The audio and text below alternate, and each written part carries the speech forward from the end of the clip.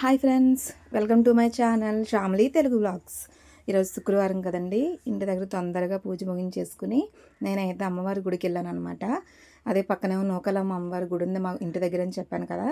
ఆ గుడి దగ్గరికి వెళ్ళి ఈరోజు దీపం పెట్టుకుందామని అమ్మవారి చిన్న గుడిలోకి వెళ్ళి దీపం పెట్టుకున్నాను అనమాట.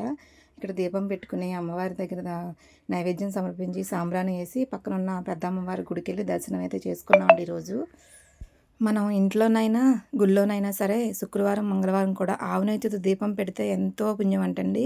అందరికీ తెలిసిన విషయమే కదా. నేను ఈరోజు శుక్రవారం మంగళవారం ప్రతి వారాలు కూడా ఇంటి దగ్గర కూడా ఆవు నెయ్యితోనే దీపం వెలిగిస్తానమాట.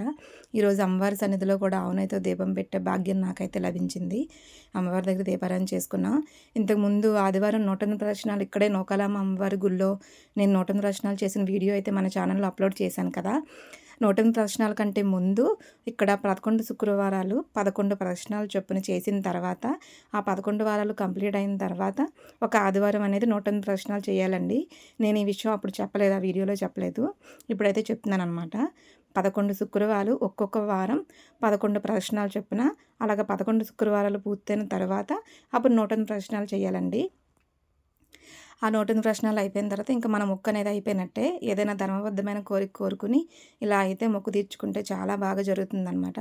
ఇక్కడ అమ్మవారికి అయితే సాంబ్రాణి ధూపం కూడా వేసేసి నేను పులిహార చేసుకొచ్చాను అనమాట నైవేద్యం కింద సమర్పించడానికి.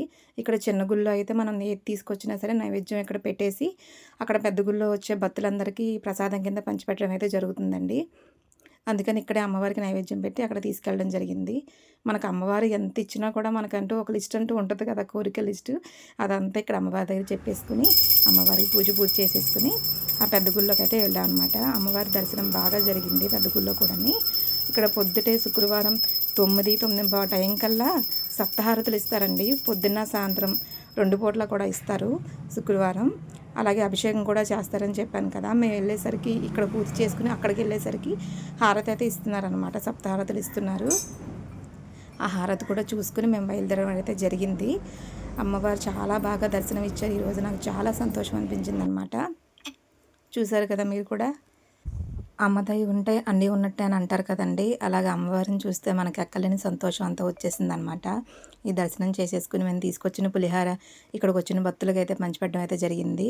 ఇక్కడ సప్తహారతులు ఇస్తున్నారనమాట. అప్పుడైతే మేము వీడియో తీయలేదు అమ్మవారి దర్శనానికి.